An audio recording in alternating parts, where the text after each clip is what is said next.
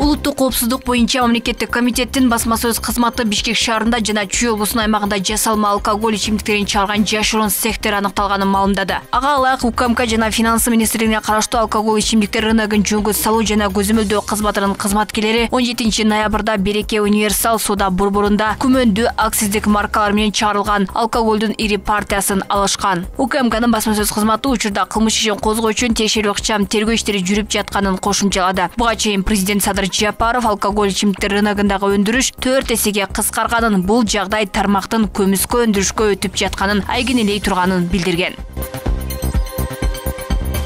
Жалпы аянты 15.062 чарчы метрди түзгөн 288 батир мамлекеттик мүлктү башкаруу агенттигине өткөрүлөт. Жалпысынан 616,85,6 миң сомго бааланган бул батирлер Artis Global Co Ltd жана Кыргыз Каганат курулуш компанияларына таандык. Министрлер кабинетинин токтомуна ылайык батирлер атылган компаниялар менен мамлекеттик курулуш агенттигинин турак жай департаментинин ортосундагы 2018-жылы түзүлгөн келишимге ылайык берилгени жатат. Келишимде турак жай курулган жер Бишкектеги Ахунбаев, Некрасов жана Коперник көчөлөрүнүн кесилишинде экени белгиленген. Өкмөттүн токтомуна ылайык турак жай департаменти батирлерди мамлекеттик ипотека компаниясына Мен үйүм 2021-2026 долбоорун ишке ашыруу максатында берет. Мындан тышкары департаментке батирлердин баштапкы басын чарчы метрине 49 миң сом деп бекитүү тапшырмасы берилди. Бир ай мурун улуттук коопсуздук боюнча мамлекеттик комитет Бишкекте үй курууга жер тилкесин ижарага алган тарап шарттарды аткарбаганын, ага ылайык жалпы баасы 505 миллион сом, жалпы 6644 чарчы метр болгон 100дөн ашык батир жана башка жайлар, андан тышкары 88,9 миллион сом мамлекетке кайтарылганын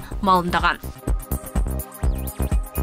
Министрлер кабинетинин төрагасы Акылбек Жапаров жогорку кеңештин тармактык комитетинде өлкөдө бала бакчалардын иштөө тартиби өзгөрө турганын айтты. Ал бийлик бала бакча куруп, аларды китептер менен камсыздоого даяр экенин айтып, бирок бакчаларды 2 сменага өткөрүү зарылдыгына токтолгон. Балдарды багып, түштө тамак берип, уктатып, анан кечинде атасы алып кетет деген философиядан баш тартып жатабыз. Түшкө чейин бир балдар келип мектепке даярданат, түштөн кийин экинчи смена менен башкалар келе тургандай болот. Ошондой эле бакчаларга биз колубуздан келген жардамдын беребиз. Жергиликтүү бийликте ата-энелер да ушуга кошулуш керек деген Жапаров. Ал республикалык бюджеттен бакчанын электр энергиясына, суусуна, имаратына каражат бөлүнөрүн белгилеген. Бакчада балдардын тамагына акча бергиле деп кыйнабагыла. Бакчага 24% эле бала барат экен. Биз андан көрө ошону 50%га чейин жеткирели деген өкмөт башчы. Ал билим берүү тармагына келген жаңы министр менен бул жаатта жаңы концепция иштелип жатканын кошумчалаган. Кийинки жылы аз акча алган мамлекеттик кызматкерлердин гана айлыгы көтөрүлөт. Бул тууралуу министрлер кабинетинин төрагасы Акылбек Жапаров жогорку кеңештин тармактык комитетинин жыйынында билдирди. Жогорку кеңештин депутаты Айбек Алтынбеков Жапаровго 2024-2025 жылы бюджеттик кызматкерлердин айлыгы көбөйөбү деген суроо узаткан. Көбөйбөйт, биз жакшы эле көтөрүп бердик, азыр колунда жокторго жиберебиз. Эң аз алып жаткандарды көтөрүш керек. Муну Садыр Нуркожоевич принцип катары мага айтты. 7 миң сом алып жаткан мамлекеттик кызматкер болсо анысын көтөргүлө деди. Бирок 70 миң алып жатканды кичине кое турсун деди. Эң төмөн айлык алып жаткандардын баарын карап чыгабыз деди өкмөт башчы. Улуттук статистика комитетинин январь-апрель айларына карата берген маалыматына ылайык Кыргызстанда орточо маяна 30.862 сомду түзөт.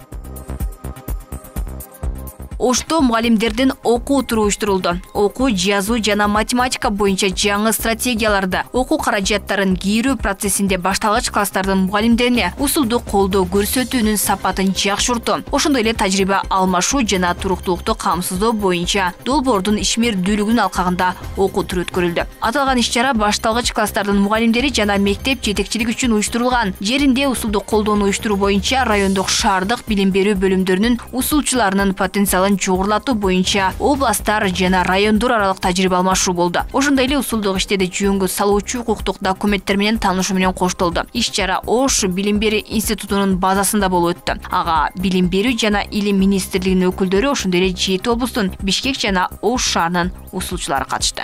Билим сапатын көтөрүү боюнча бир нече долбоорлор иштеп жатат. Мына ошол долбоорлордун ичинде дагы керемет окуу керемет долбоору ошол өзүнүн 4 жылдык мөөнөтүн жыйынтыкталышында турабыз. Биз атайын ушул Искөл областынан Ош областына тажрыйба алмашуу максатында келдик. Бул жерде дагы биз окуу керемет долбоору азыркы учурдагы функционалдык сабаттуулук болгон окурмандык сабаттуулук, математикалык сабаттуулуктар боюнча көптөгөн иштерди жүргүзүп жаткандыгын аябай өзүбүз күбө болдук. Бизди эң сүйүндүрүп кубандырганы ошол 84 мектептин ичиндеги эле мектеп иш алып барбастан башка мектептер, долбоорго камтылбай калган дагы мектептерибиз өздөрү демилге көтөрүп, бул сабак өтүүдө абдан кызыктуу экенин байкашып, бул долбоорго кирбесе дагы ошол мектептер дагы өздөрү кызыгуусу менен мугалимдер жамааты биргеликте ошону өздөрү инициатива көтөрүшүп иш алып барышып жатышат.